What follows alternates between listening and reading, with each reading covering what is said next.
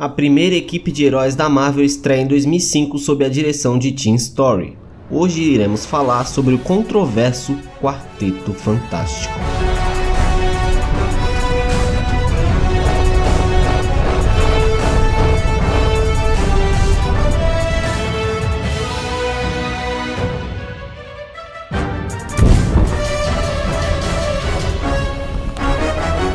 O filme começou a ser produzido graças a todo o crime que rolou pós-Quarteto Fantástico do Roger Corman. Quer saber detalhes? Link nos cards. Depois disso, a Fox contratou Tim Story, após os investidores gostarem do seu corte do filme Taxi. Story é fã de quadrinhos e queria Mads Mikkelsen no papel de Reed Richards, mas o papel acabou ficando com Johan Gruffudd. Chris Evans e Jessica Alba foram selecionados como irmãos Storm por último, e Michael Chiklis ficou com o papel de Ben Grimm, o Coisa. Para o vilão Doutor Destino, o escolhido foi Nicolas Cage, que chegou até a ter artes conceituais ali com seu rosto. Porém, por conflitos de agenda, o papel acabou ficando com Julian McMahon. A produção de Quarteto Fantástico foi extremamente demorada por conta das construções de set, como por exemplo a ponte do Brooklyn, que foi recriada para toda a sequência envolvendo a primeira união ali do time do Quarteto Fantástico. Outro fato que atrasou o filme foram as mudanças de roteiro, pois o filme tinha sequências idênticas ao de Os Incríveis, e para evitar comparações, muitas coisas foram alteradas. O filme também se beneficiou dos avanços nos efeitos visuais, o que fez com que a equipe de efeitos especiais tivesse um pouco mais de liberdade de reproduzir os poderes dos heróis. O primeiro vislumbre disso veio na Comic Con de 2004, onde os fãs puderam ver um teste footage do filme que conta com cenas que nunca foram lançadas, inclusive. Eles juntaram algumas cenas não lançadas e teste de CGI nos poderes dos heróis. Michael Chiklis, que interpretou o Coisa, carregava quilos de próteses de látex no corpo, pois o ator já era um grande fã do personagem dos quadrinhos e não queria ser substituído por CGI. O ator sofreu com dores e o calor, e recebia jatos de ar em alguns buracos do traje para poder suportar a temperatura. Porém, quando foram gravar a cena final do filme no inverno de Vancouver, Michael ficou extremamente confortável por conta do frio enquanto o elenco sofria com a baixa temperatura. Acabou vencendo no final. Apesar das artes conceituais mostrarem uniformes bem diferentes, a Ironhead Studio preparou belíssimos uniformes modernizados para o grupo. Mas aonde estão esses uniformes hoje em dia? Bom, as próteses do Coisa estão sendo leiloadas até hoje. Já os uniformes da equipe foram reaproveitados para um comercial da Jayco. Um braço protótipo de Victor Von Doom, que nunca foi usado, também acabou sendo leiloado. O braço tem uma aparência mais assustadora, tem umas partes transparentes ali deteriorada, e na descrição do protótipo é dito que deveria ter sido usado por Nicolas Cage. Interessante, né? Existe também um protótipo de todo o corpo barra armadura de Von Doom. No final do filme ele vira uma estátua de prata. Sabe por quê? A ideia dos produtores era transformar o Destino no surfista prateado no segundo filme. Porém, um certo produtor aí chamado Kevin Feige ajudou a galera a esquecer essa ideia. Esse filme tem diversas cenas deletadas, como por exemplo um jantar entre Von Doom e Sue Storm, que mostraria mais do conflito do casal até ela terminar com ele e voltar com Reed Richards. Tem uma cena deles acordando após o acidente, prolongando a piada que a gente vê no filme lá com a aparência do Ben Grimm, a piada feita pelo Johnny ali, quando ele fica fazendo todo suspense e o Ben Grimm acorda e ele é apenas o Ben Grimm. Em outra versão do filme, Johnny é subornado por Victor Von Doom com mulheres em uma limusine. No filme, ele suborna Ben Grimm falando da sua aparência. Existe uma cena engraçada de Johnny Storm no elevador com muitas garotas que lembram uma certa cena aí. Antes de começarmos, alguém quer sair do elevador? Nessa cena vemos Sue Storm vendo um trabalho inacabado de Reed Richards. Esse é Herbert, aprimoração do robô amigo do quarteto Herbie e babá de Franklin Richards, substituindo Agatha Harkness, que era sua antiga babá. O romance de Ben Grimm e Alicia Masters seria prolongado, com ela levando ele numa exibição em homenagem ao Coisa para ele meio que aceitar sua aparência. Enquanto ela retoca ali sua pele, Coisa percebe bonecos na parede de Alicia. Ela fala para ele que são do seu padrasto. Nos quadrinhos, o padrasto de Alicia é ninguém menos que o vilão mestre dos bonecos. Em uma cena de diálogo, Reed Richards transforma seu rosto no de Wolverine de Hugh Jackman, quando ele pergunta para sua ali se ela gostaria de homem mais durão. Será que eles são do mesmo universo? Já falei sobre isso no canal e tem um link nos cards também. Stan Lee faz o papel de Willie Jumpkin, o carteiro do edifício Baxter. No filme, o Coisa diz que costumava fumar. Isso é uma referência ao personagem ter sido proibido de fumar nos quadrinhos em 2001.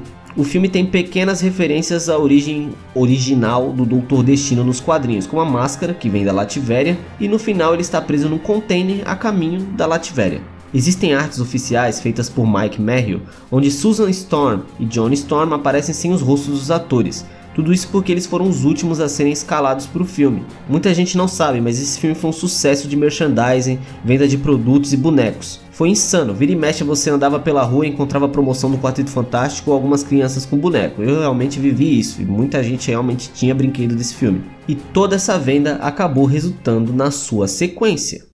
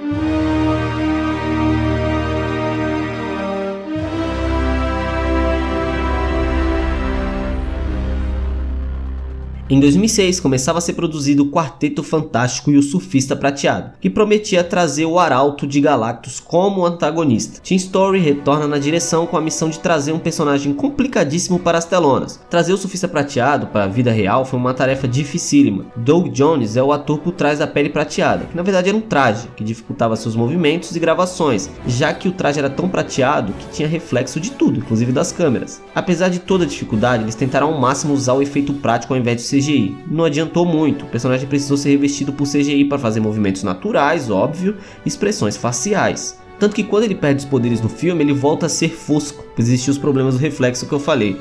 Apesar de Doug Jones ser o corpo, a voz do surfista foi feita por Lawrence Fishburne, mas nos trailers a voz ainda é de Doug Jones, sabiam dessa curiosidade?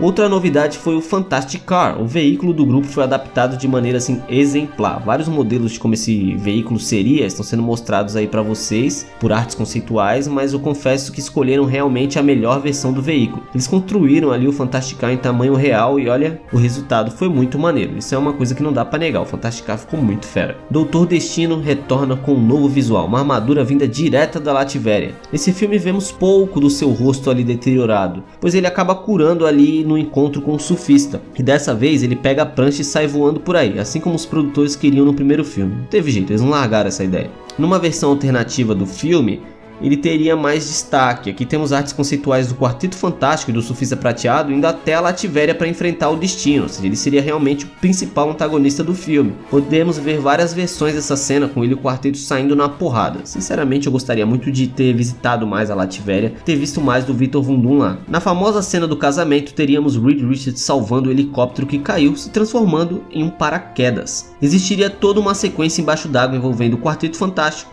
submarinos e o Surfista Prateado. Vocês sabiam que o traje dos heróis quase foi diferente na sequência? Nesse teste de figurino, Johnny aparece com um visual alternativo, com o símbolo do quarteto centralizado no peito e ele tem um cinto.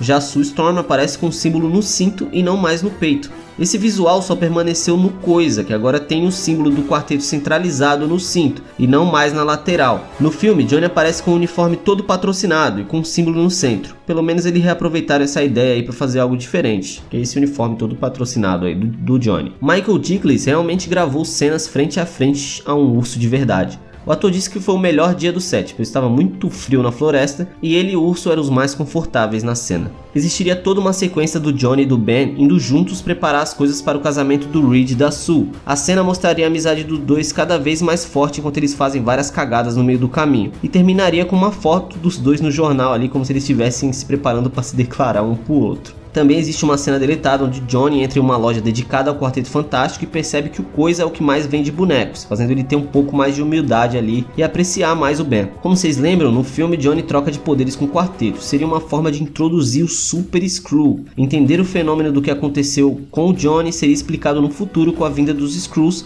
que são os vilões da versão do videogame desse filme. A adaptação de videogame tem os Skrulls como vilões. A Capitã Ray, interesse amoroso do Johnny no filme, se torna nova nos quadrinhos, um arauto do Galactus. Terrax, outro arauto, também aparece em artes conceituais do game. O game também tem uma fase descartada, onde veríamos o quarteto enfrentando Namor, interpretado por ninguém menos que Dwayne The Rock Johnson. As malas de munição XM92 que aparecem no filme também aparecem em X-Men: O Confronto Final. Consegue ver a ligação? Não esquece do vídeo que eu fiz sobre todos esses heróis no mesmo universo. Link nos cards. Agora vamos falar de polêmica. Apesar de vermos ali o capacete do Galactus de relance, ele aparece com uma grande fumaça em formato de anos engolindo nosso belo mundo no filme. Porém, em artes conceituais, o Galactus apareceria perfeitamente como a gente conhece nos quadrinhos. Infelizmente a decisão foi pela fumaça, mas isso aí que vocês estão vendo na tela seria lindo demais e seria muito melhor que essa fumaça em formato de cubo. O filme tem uma cena pós-créditos que mostra o surfista prateado sobrevivendo. Tudo isso porque ele teria um filme solo, mas que ficou por anos ali em desenvolvimento até ser cancelado. Falando em filme cancelado, vamos fazer aqui um Nerd Quase Pocket e vamos falar do cancelado terceiro filme.